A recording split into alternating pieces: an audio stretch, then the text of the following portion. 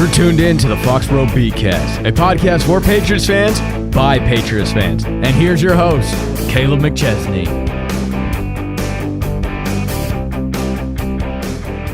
Hello, and welcome to the Foxboro BeatCast, everybody. I'm your host, Kaleb and Trent. Alongside me, who just slammed his phone down because I started talking, Trent Osborne in the Lakers jersey. I'm sure all the Celtics fans just love that outfit that watch this show. Back again, kind of an abbreviated episode because we just had one on Saturday, but I'm committed to getting the schedule right the second it screws up. So, Trent, we're back very quickly. Wednesday night. How are you? I'm doing well. How about you? Just peachy, thank you. All right, so we got a show for you. We got something for you. We obviously had Kyle Duggar goes and gets his new contract, 4-year extension worth a maximum of $66 million. I think the flat value is 58. We'll talk about that a little bit. We'll talk about the most recent reportings that JJ McCarthy is actually a legitimate option for the New England Patriots at number 3. Mike Giardi came out and said that. Michael Hawley of NBC Sports Boston came out and said that. And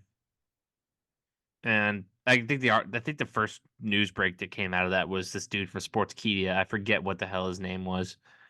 So we'll talk about that a little bit, and then Trent has a fun little hypothetical for us to run through really quick. But let's just open it up. Let's rip the Band-Aid off. Kyle Duggar, 3 days ago, 4-year extension, $66 million, 27 years old, I believe. He was an older rookie when he came out of Lafayette or Louisiana Ryan, whatever the hell that college was back in 2020. We gave him the transition tag. We let him go talk to other teams, and apparently he overestimated his market, and I think we overestimated it a little bit too. We could have let him walk and probably got him back for cheaper. But Duggar's a fine player. He's somebody that filled in for that Patrick Chung void that was left when he retired a couple of years ago. So not a ton to report out of that deal. It's just something that needed to be done. It got done. One of the better safeties in the league. One of the better safeties you have on roster. He's kind of like I'd say he probably grades out as a bottom top 10 safety in the league. He's fine, and he's getting better every single year, which is what you want. So yeah, well worth the money. We'll see how well he plays, but good to have that locked up because Jabril Peppers isn't getting any younger. But with that in mind, let's go to the bigger issue here. I wrote an article today on bellyupsports.com. I wrote that the Patriots cannot force a quarterback pick with number 3. This comes off of the heels of all the reporting from Mike Giardi, the Boston Sports Journal, Michael Hawley, NBC Sports Boston, blah, as I just said, that JJ McCarthy could be the number 3 pick for the New England Patriots. That is a real option that Elliot Wolf reportedly loves. JJ McCarthy, Chris Gasper of the Boston Globe said he could be a compromised quarterback if the guy they don't want, which I believe is Jaden Daniels, is gone at number 2, like we all kind of assume he is. Yeah. So Trent, you're a Michigan fan. You're the noted JJ McCarthy media cartel over here. What do you make of McCarthy at 3? The talks of it. Should it be a serious conversation? How do you feel if he ends up being the number 3 pick? I'll let you kind of run with it. Well, like I've said since earlier this season, and a lot of draft experts have said, it's not a situation as if McCarthy is getting hyped up and he's just having this great offseason. It's that people in the media who don't really follow college football or follow scouting year round, they're catching up with everybody else. This guy's always been a great prospect. JJ McCarthy coming out of high school, people were talking potential first overall pick in the NFL draft. So, and all he did was get better and better every single year at Michigan. So it's not crazy to me. As time has went on, I've started to grow more fondly about JJ as a prospect than I do about Jaden Daniels, who at one point was my QB1. I've never been super high on Drake May. I don't think there's a bad pick at 3. I don't think picking JJ is the wrong thing as long as he's the guy. I think we both agree. If you like him and he's the guy, no matter who it is, you take him 100%. No, I do agree, but at the same time, I look at JJ McCarthy and I look at some of the work that his needs that need to be met to be successful in the NFL. It's going to be hard for him to meet those with the New England Patriots. If he goes to the Minnesota Vikings, he's set up for success pretty early, pretty fast. He's going to be pretty good, pretty quick.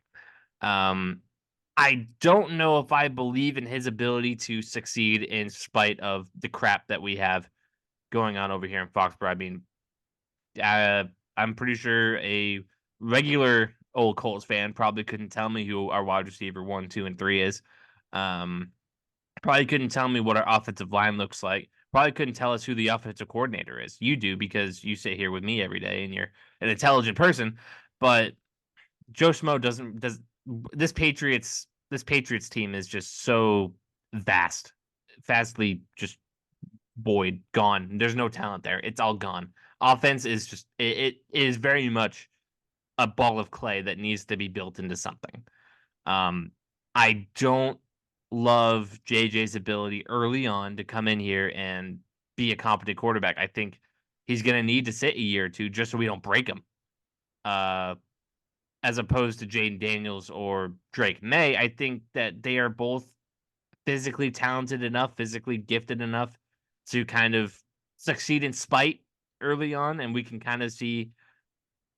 I don't want to say safer pick because that's not what I mean, but they're going to have a better chance of bouncing back from a lot of those blows than I think JJ McCarthy would here. Uh, so I feel again if Gerard Mayo, Elliott Wolf, they both love JJ McCarthy. They take him at 3. I'm gonna have to suck it up, but at the same time, the Patriots are gonna have to be prepared to sit him and sit him for a while. I don't think he comes in here year 1 and he's gonna be showing you why he was picked number 3. I think if he does that, it's gonna take a big offseason next year. It's gonna take a lot of development, a really good draft class this year for all of that to really pan out. I I want to see a quarterback. If we take a quarterback, I'd like for it to be somebody that I could play come October, November when we're 2-6 and we have nothing to lose anyway. I think if we took JJ McCarthy, you cannot play him in that 2-6 spot. You cannot throw him out there to the Wolves because it's going to be bad. So that's kind of my apprehension towards it. But I have a general apprehension to picking at 3 at this point anyway. I think that I've talked more about trading down and the idea of having 11, 23, and another future first than I have taking a Drake May, taking a Jaden Daniels, taking a JJ McCarthy, because this team's needs are a lot bigger than a quarterback. I think if we take a quarterback, you're going to be looking at a similar situation as the last couple of years where the quarterback can't do anything because we knew that there were extreme extenuating circumstances the last 2 years because Mac Jones sucked, but it's going to be hard to kind of get. It's going to be a tough climb for sure if we take a quarterback. I think if we sit there with Jacoby Brissett and we just take our lumps, we take a tackle at 11, we take a wide receiver at 23, we do something else at 34. I'd feel a lot better about that. I would feel a lot better about that than taking quarterback. But hey, maybe I still haven't watched any film. I'm still pretty uneducated as it comes to all that. But I don't know. I feel better about trading down every day. I'm like, I really hope that we're trading down. But the report says that we're asking Minnesota for 5 first-round picks to move off of 3. So that makes me think that there's actually more than one quarterback that they're looking at, which puts a nail or fork in all that. So, yeah. Any general disagreements with what I just said? I think it's sort of a philosophical disagreement between you and I, because I'm of the belief that if you have a guy and you like the guy and you think that this guy is going to set the franchise up in the best way possible to succeed, you take that guy. Oh, I'm still with you. Maybe Jaden Daniels and Drake May are better week 1 than JJ McCarthy are. I mean, maybe they are, but I bet you Mitch Trubisky was a better week 1 starter than Patrick Mahomes was too. And Deshaun Watson, I bet you Deshaun Watson was a better week 1 starter because he was than Patrick Mahomes was. Patrick Mahomes needed a year to sit, Who knows what he would have been if he had? Now, I'm not saying JJ I McCarthy was is about to say, Patrick make Mahomes. sure you know what you're saying right now. No, yeah, I'm not saying he's Patrick Mahomes by any mean, but what I'm saying is that no matter what, and I'm not saying that you're disagreeing with what I'm about to say, but this team is going to be bad next year no matter what. And JJ is a guy who and if you had watched Michigan, anyone has watched Michigan saw this guy is about as tough as it gets. He's the kind of guy who stands in the pocket. He'll take hits. He doesn't let it affect his throw. He's great under pressure. I don't think that the issue, first of all, I think the issues that were under the Belichickian era of things as far as the offense goes, I think those are done with because I think it was a very unique situation. Well, like, And we obviously, don't know what this coaching staff looks like. And we don't know what it is, but I It feel could like be worse. it was such a unique. I don't know if it could be, and the reason why I say that is it was such a uniquely negative situation for quarterbacks to handle, and I think Mac Jones was a head case from day one. I don't know how that may be a hot take. I think he was always a head case from day one. JJ came in, highest recruit in Michigan history, at least from the quarterback perspective, sat a year and a half basically under a guy who he was clearly better than, ended up winning the job. I think it could be a similar situation there. Long story long, because I know I like to pontificate a little bit, especially when I end up talking about JJ McCarthy. But the point I'm trying to make is if he's the guy, he's the guy. I don't think you should look at who's better year one because it doesn't matter about year one anyway. If you take Jaden Daniels or you take Drake May and they're fine year one, and then you let JJ McCarthy slip, and then by year two, he's one of the better quarterbacks in the league. Now that you're stuck with Again, whoever you I don't get. think I'd be kicking myself if that happened because JJ McCarthy is going to go to a lot better team than us if we don't take him. No matter who takes him, whether it's Chicago, whether it's Washington, whether it's Minnesota, all three of those teams that are in the market for taking a quarterback in that top four, because I think we can assume that Minnesota's going to move up. 100%, but I also feel like you're adding, and a lot of people are adding fuel to this narrative that JJ is a game manager, that JJ is, feeding off of the talent that was around him. JJ played with one wide receiver who's going to play in the NFL most likely. He played with one tight end. AJ Barner will probably play in but he played with maybe two pass catchers that are going to play in the NFL. There's a narrative that JJ fed off of this great offensive talent and this great offensive system at Michigan. And I don't agree with it because if we had anybody else at quarterback, we wouldn't have won as much as we did. You are going to see he was not used like a Jaden Daniels, like a Drake May, because the offense, they didn't need to because of the way the system was built up. He played in a pro style offense. He was very successful in a pro style offense. You're going to see wherever he goes, and it may not pop as quickly. No pun intended, Pop Douglas. It may not pop as much in New England if he shows up, but if he goes to a Minnesota, obviously Minnesota will have tons of wide receiver talent. If he goes to any team, you're going to see those traits, that talent, the arm talent, the speed, the athleticism, things like that. It's going to pop off the page, and there's going to be a lot of people with Twitter fingers talking about how JJ McCarthy is just poor man's Alex Smith and whatnot. They're going to be like, oh, where was this? And anybody who's been looking at the film and things like that, they're not really going to be surprised with what they see. All that being said, I don't think I'd be kicking myself if we didn't take him, and if we took the Drake May, if we took the Jaden Daniels. But I don't know. This is the part of the draft process where I'm just so bored. Like, just get to the draft already. I've been saying the same thing for like 2 months now, right? It's getting exhausting, just a little bit.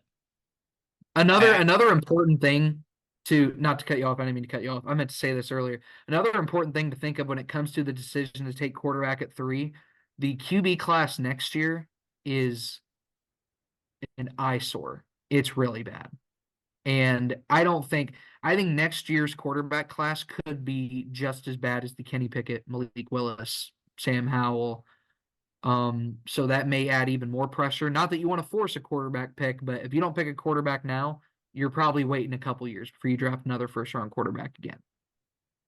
Wonder what the free agent quarterback market looks like outside of the big obvious name that we'll get to a little bit later. But all right.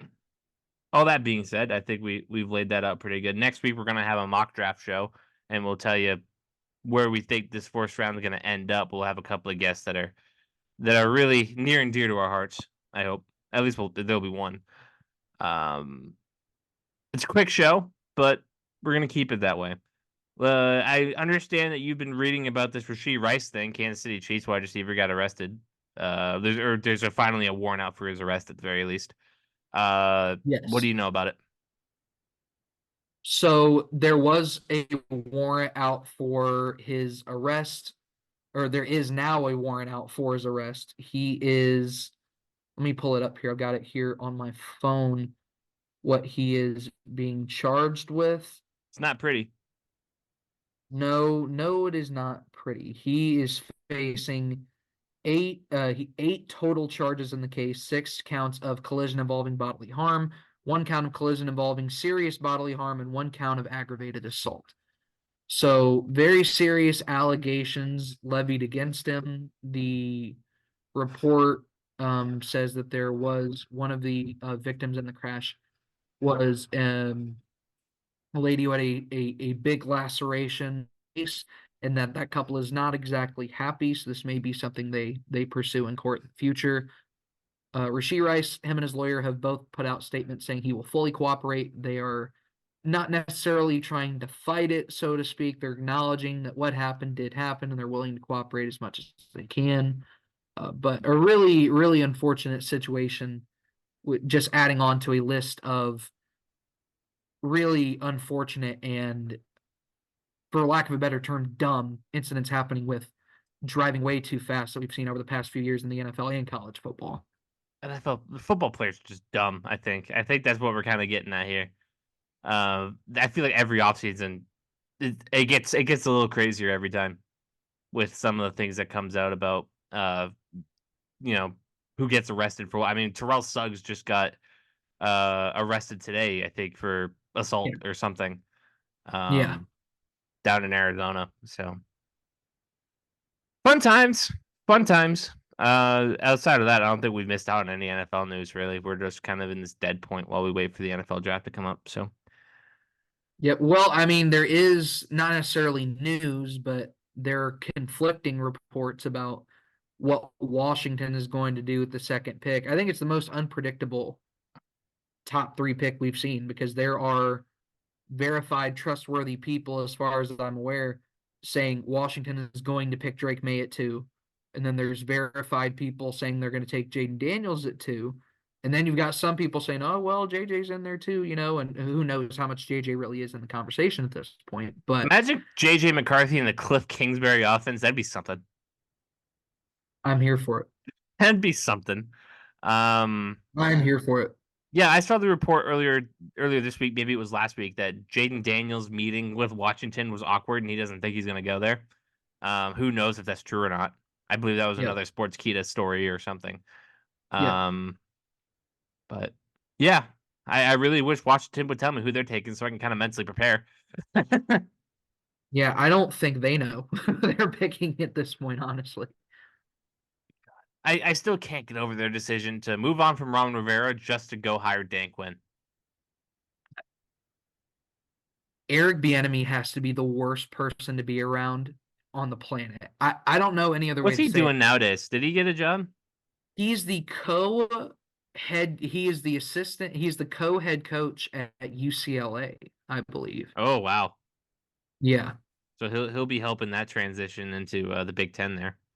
Yep. Another job where they'll call him co-head coach, but they refuse to just make him the head coach. God, his interviews must be really bad then, if that's the case. We've been sitting here for a decade, like, ooh, is Bieniemy gonna get a job here? Like, it's been almost a decade now. Yeah, and how Dan Quinn got a job over Mike Vrabel, I think we both agree is unbelievable. I don't even know what. I don't even know. Even Bill Belichick at this point. Yeah, I would take Bill Belichick over Dan Quinn, and I would not think too hardly about it. Unfortunately, I think the problem with Bill was he wanted the GM powers too. which, whatever. If we want to talk about overrated head coaches, just thinking about it, I'm really just not huge on Sean McDermott anymore. Not that I ever was, but I think he might be one of the most overrated head coaches in the NFL right now. Where is this coming from? We're talking about like, I had seen some tweets earlier this week. oh my gosh, no, I'm an idiot. I thought you meant Sean McVay. Okay, never Oh, mind. We're on the same page. wow. I was We're like, on the really? same You page. think that's a hot take? No, I thought you were saying Sean McVay. I was like, where is this coming from? Yeah, no, one of the most prolific offensive minds in the league right now. Yeah, overrated. What's he No, done without Matt Stafford? Overrated. Cooper Cup we're on the merchant. same page about McDermott. Okay, great. All right. So when the hosts aren't listening there, let's. Sorry. Well, no, I heard it and I was like thinking because I heard Sean McDermott and for whatever reason I heard what you said. I was just not clicking. And I was like, I know he's not talking about the Rams head coach. And then I actually remembered Sean McVay's name. I was like, oh my God, total brain fart. I apologize, ladies and No, gentlemen. McDermott, super overrated. I think he's gonna be on the hot seat. I think he's on the hot seat right now, if I'm going to be honest, especially with whose seat is hotter, McDermott's or Sirianni's? Sirianni's, because Philadelphia has a history of firing coaches regardless of their track record. Looking at you, Andy Reid. He got the better of that deal, didn't he? What's it? Oh 3 yeah, Super Bowls now. Yeah. for sure. All right, you got this Yeah. And then Dak they Prescott fired thing. Chip Kelly, and yes. We don't need to So talk about Chip Kelly. there's a third. Yeah. Oh, I mean, Chip Kelly wasn't as egregious, but just UNH another legend, by the way. Oh, I didn't know he went to UNH. Yep, coached here. I think he's like a Dover native too. Like that's the next city over. Oh wow. Okay. Yeah. Yeah. And then we have But Ryan Day, who we all love.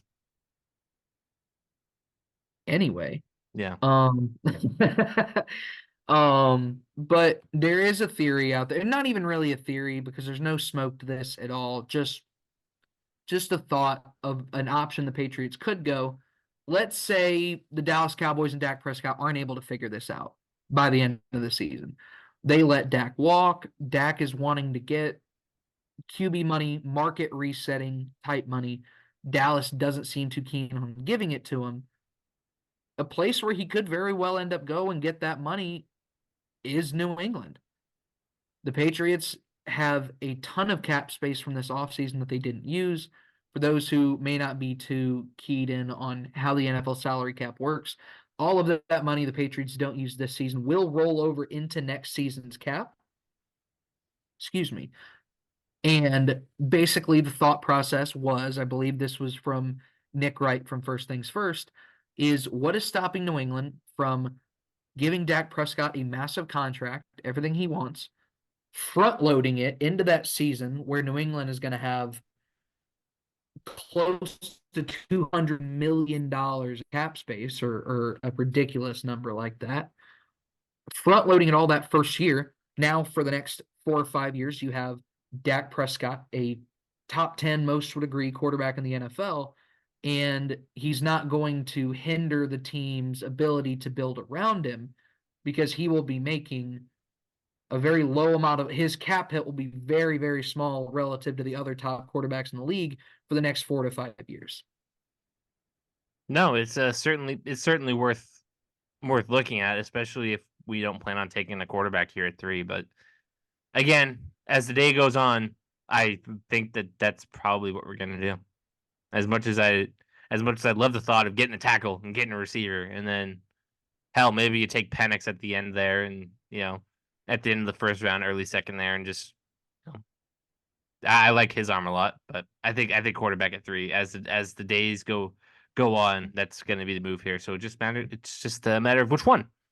So, but no, Dak Prescott, I'd be super open to that. I'd be open to him leaving Dallas just so people will stop lying about him. Yeah, it'll be interesting to see. Quarterbacks don't really leave Dallas. I mean, I don't believe Aikman ever played for another team. No. We all know Romo never played for another team, so he'd be the first Cowboys quarterback to leave since I don't even know. Staubach? Maybe. I don't I even mean, know. the first relevant one that left. Yeah. Did Because Staubach leave? I actually don't he know. might have been in Minnesota before or whatever it was. I don't know. Maybe. Oh, wait, I'm thinking Tarkenton. I have no idea. Sports before 2001 don't exist. Okay, that's Nope. my brain on it. Roger Staubach was a career Cowboy. All right. Well, what are you gonna do? But So all right. that would probably be a first. Definitely a first for the relevant guys for sure. Yep. But all right, short show for you guys today. But we're battling technical difficulties. As you saw, Trent's face was all, buggy a little bit this entire time. You didn't get a good look at him. But hopefully next week when we have our good pal Ken on to do this mock draft with us and kind of fly through this first round and give you an idea of what this is going to look like, it'll be a little bit better. But what are you going to do? Technology's technology. Trent, thank you for powering through. Thanks for getting us in. We appreciate it. We'll be back next week with more Foxboro BeatCast. Make sure you like, subscribe, follow, all that jazz. And yeah, drafts in 2 weeks. Get excited. I sure am. You're listening to the Foxboro BeatCast. Thank you for watching. Thanks for tuning in to this edition of the Foxboro BeatCast. Make sure you like and subscribe and follow us on Facebook and Instagram.